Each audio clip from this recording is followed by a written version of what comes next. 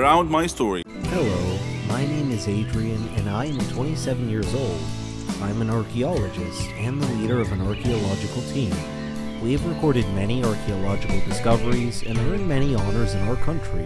We are renowned and popular with the media. Yet, in spite of all my achievements, I wasn't satisfied. My dream in life was to discover the hidden gold of King Pedro, the second king of Peru. He was reputed in many legends to have possessed a vast treasure of gold. However, there was no concrete evidence of this. For all I knew, it may have been just old wives' tales passed down through the generations. I was the only one I knew who took the legend seriously. King Pedro had been famous for his power and strength. The stories mentioned that he had many hidden underground treasures, so there was at least a chance that these stories and legends might be true. I started my journey by searching the internet for maps and data from any previous expeditions to Peru. I read their notes, logs, and experiences there. I found a lot of data but no solid information that I could hang my hat on. I didn't give up though. I invited a few trusted members of my team to accompany me on an expedition to Peru. A 4-day trip saw us arrive at the South American forest, a heavily forested place, an ideal place for a king to hide his treasure. The forest was full of wild animals, and we were attacked several times. Every night, we would have insect bites all over our bodies. Still, I didn't lose hope in spite of these adversities. All evidence pointed to a place called the Tiger's Eye, somewhere in the middle of the forest. It was believed to be a lava tube or cave of some sort, with a lava flow that went deep into the earth. When we reached what we believed to be our destination, we were so tired. Yet, my enthusiasm and faith drove me to want to go down into the hole immediately. My team warned me to exercise caution, but I was too excited. Too close to potentially achieving my life's dream. I rigged a rope and began lowering myself down into the hole. I quickly learned that this had been a mistake. The air in the hole was scalding hot. Sparks were rising with the hot air flow up and out of the hole. The rope started smoldering where small sparks in the stifling air uptake had clung to the rope, creating small burning embers. I began to worry that my rope might burn through and drop me into this hellhole. But right before I started to pull myself back up, I glimpsed something shiny. As my eyes adjusted to the darkness, I saw flashes of gold tint embedded in the rock and glinting in the faint sunlight glow from above. I climbed out of the hole, soaking in sweat, sucking in the cool, refreshing air to expel the burning air from my lungs. I told my team about the veins of gold in the walls of the hole. We set up a camp for a few weeks and were able to extract a small fortune's worth of gold. It wasn't King Pedro's gold treasure, but it was close enough to make our expedition worthwhile. It was a great discovery in that my trip wasn't completely in vain. Can I call my dream a success? Hello, my name is Benjamin and I'm 17 years old. I am sitting in a court waiting to hear my sentence, my punishment. When you listen to my story, you may pity me. My story started 3 years ago when my parents died in a train crash. My father was a businessman, and my mother was just a housewife. The news of their death was a big shock to me because I couldn't imagine my life without them. I was forced to move in with my grandparents. The hardest period of my life was about to start.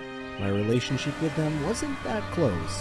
They lived in a city far away from my home, so I visited them in the past, only a few days every year. When I heard my friends talking about the generosity of their grandparents, I wondered why, because mine never gave me any presents or showed me any kindness at all. My grandparents lived austere lives, so living with them was hard for me. They were stingy and cheap. Despite living in a villa, we all ate plain meals that barely supplied me adequate nourishment. In addition, we only ate one meal a day. I was always hungry. My room was infested with insects. The furniture was worn and torn. They paid the servant a minimal wage, so her work was minimal as well.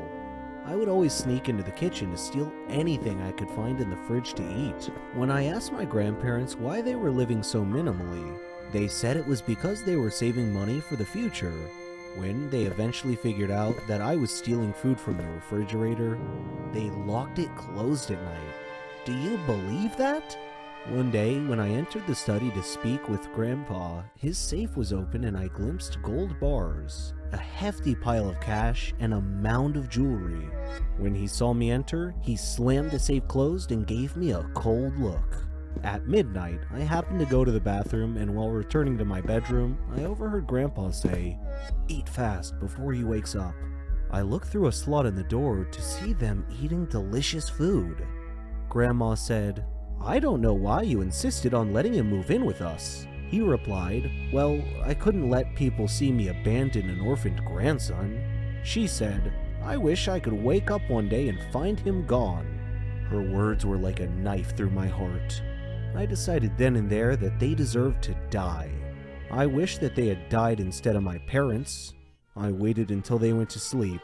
Then I entered their room, took the key from their bedside, went to the safe, and stole all their money, gold, and jewelry, and put it in my backpack. Then I loosened a heating gas fitting in their bedroom, allowing it to leak into their room. Then I exited, closed the door, and sealed the bottom of the door with a towel. The next morning I took a bus to another town, intending to take the train to get even further away. In the meantime, the police discovered the death of my grandparents. They also discovered that there were security cameras around their villa that had recorded everything I did. As I sat there in the train station, I saw this news on a TV in the waiting area. They were showing my face from earlier news stories when my parents had died in the train crash. Everyone around me was looking at me. It seemed I was a dead ringer for the murder suspect. I was arrested, taken to court, tried, and found guilty on 2 counts of cold-blooded murder. So here I sit, waiting to hear my sentence. I am ready for any punishment. I feel no remorse. Given another chance, I would do it again. My name is Ricardo.